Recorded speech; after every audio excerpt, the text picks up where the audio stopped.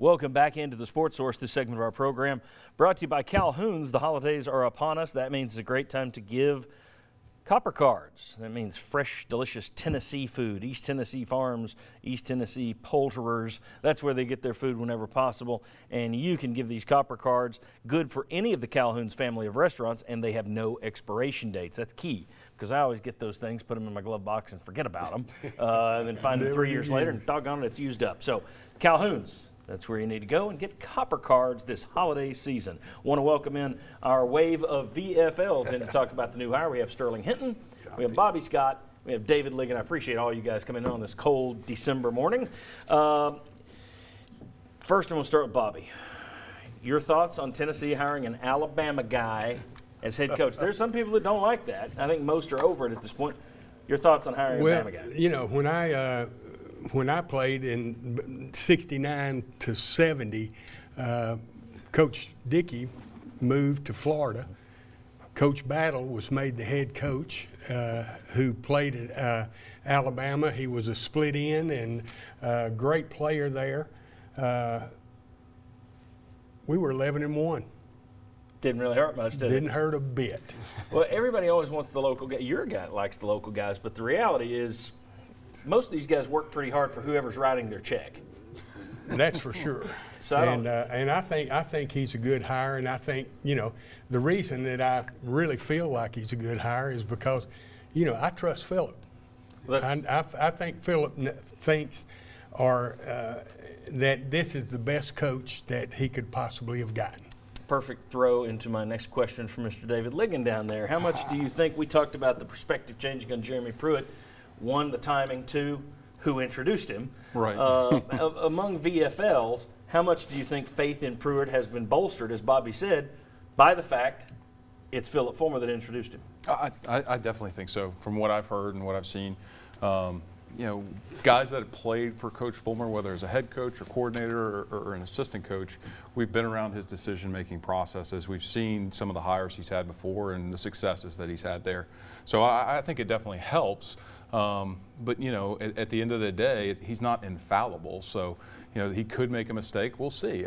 That's my take on it. We'll see how he performs on the field, because that's ultimately how you're judged. After having so many, we were talking about it before the show, you've bought in a few times already. Oh, yeah. It's getting harder to buy in.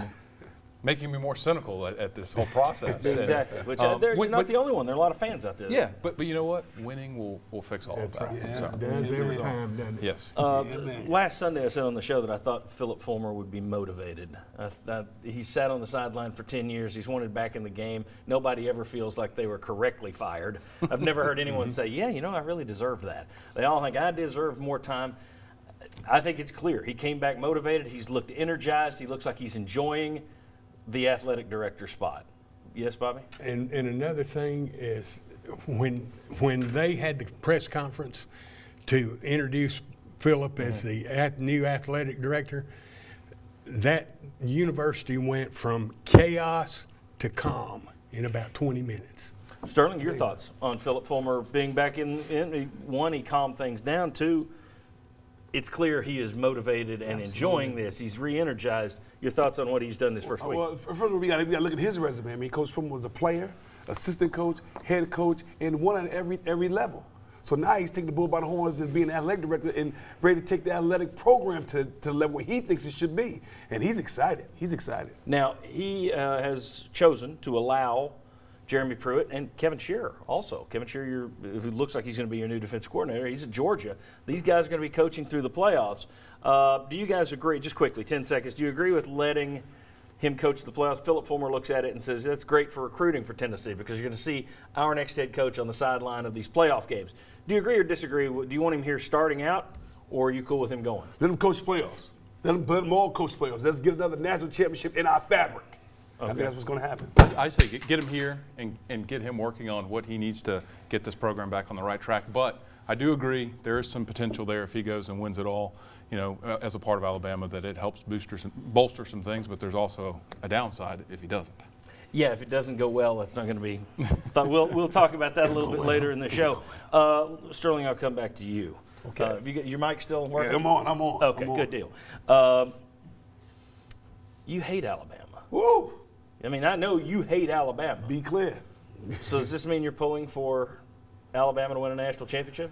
The only time Sterling Hinton roots for Alabama is when they're in the playoffs, because I know they can bring a national championship back to the #1 conference in the planet.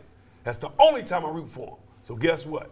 I am rooting for Alabama now. So you always root for an SEC team in the playoffs? Always. Okay. Period. You won't be pulling for Alabama even with? You know, I go through that rationale. I'm like, yeah, it's an SEC team, and I'm proud of the conference. But at the end of the day, I start thinking about it. I say, I hate Alabama, or I hate Auburn or Georgia. I go through that, and I think, you know what? I'm just going to hope this game's close and an enjoyable football game. Okay. But I don't want them to win. You hope they lose a low-scoring game at least because their defense looks good? These two hate Alabama. Right. Oh, in a real way.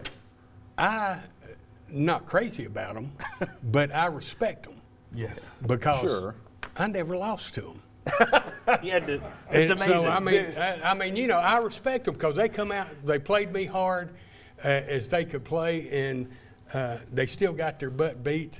And we got to walk across the field and shake hands with Coach Bryant and say, "Good game, Coach." Well, Bobby, you know Good what? deal. That's the only team in my life I never beat. It's from amateur ball to collegiate right. ball to any other sport. All right, very good. 3-1. Guys, I 3-1. appreciate it.